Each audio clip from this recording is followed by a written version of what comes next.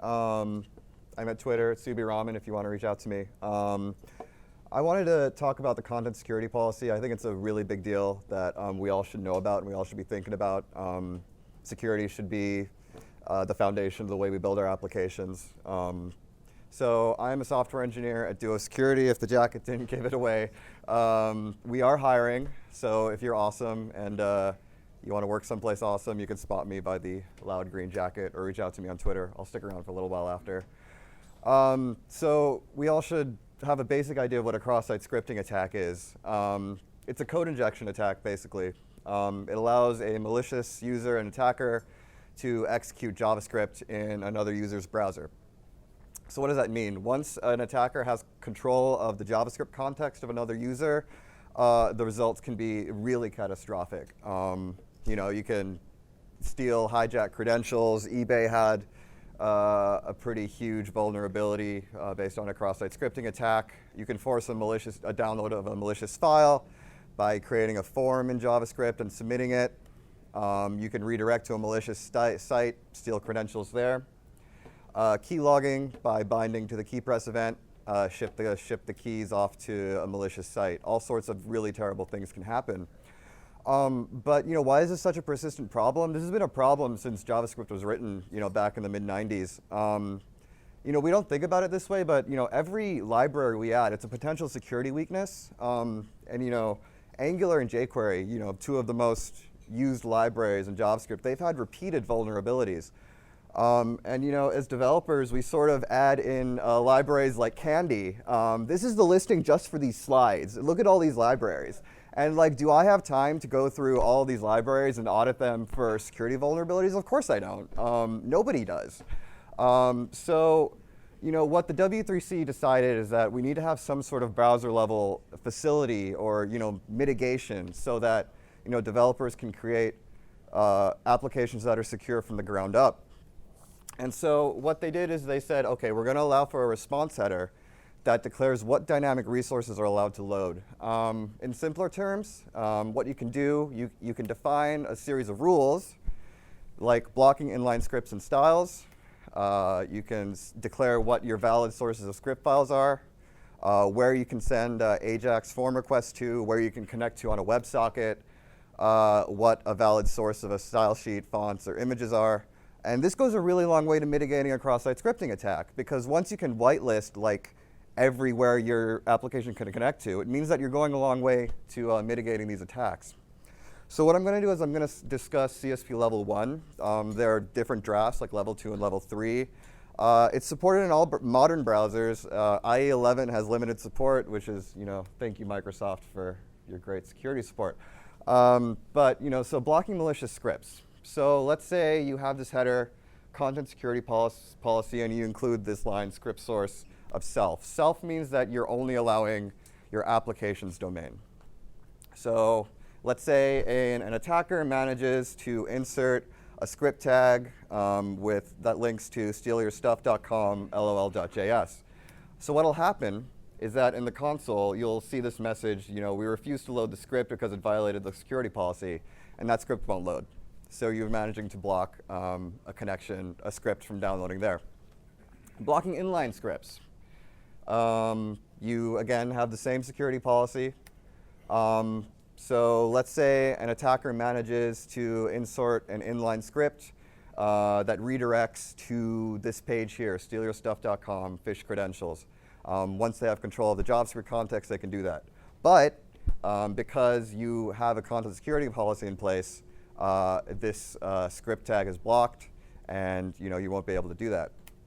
So a brief aside, we all need to stop using inline scripts because this is now considered an unsafe practice. The W3C is coming down really hard against it, and it's blocked by CSP. Now, why should we? It's because inline scripts, probably the most, if not 99% of cross-site scripting attacks are caused by a malicious user managing to insert an inline script. So by blocking this entirely, you're blocking a huge vector for cross-site scripting attacks. So some legacy applications, you'll have a script tag, and then you'll kick off your application by doing some stuff, like calling a function in there. So don't do that anymore. Instead, I don't know if you can see it down there, but bind to the DOM content loaded event and do some stuff. Execute all your stuff in script. Thankfully, stuff like Webpack, they let you do the right thing by bundling all your stuff in a single HTML file or JavaScript file. Blocking eval. So by default, CSP, it blocks eval and the function constructor because this is another huge cross-site scripting vector. So let's say there's some code in your application where you have eval and a malicious user manages to get that string in there, which does the same thing, redirects to this phishing site. You'll see in the console, we refuse to evaluate the string as JavaScript.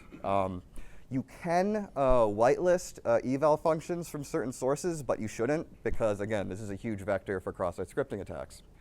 And aside, stop using eval. So some frameworks will use eval or new function, the function constructor, to generate functions from strings. Angular does this, for example, by default, but this is unsafe for obvious reasons. If a malicious user manages to get their code in there, it could be catastrophic. So like I said, Angular does this, but they have a CSP mode. It's a bit slower, but them's the breaks. If you come across code that uses eval, there's probably a way around it. So avoid the code or fix it yourself. For those of you who are tired about hearing about React, React does not do this, so I think it's considered a little safer by design. So you can also do things like whitelist valid AJAX WebSocket destinations by using this rule, connect source. Let's say you want to connect to only your application domains and API calls to Facebook. But a malicious user has this code which steals your cookie, sends it off to steal your stuff, cookie jacker.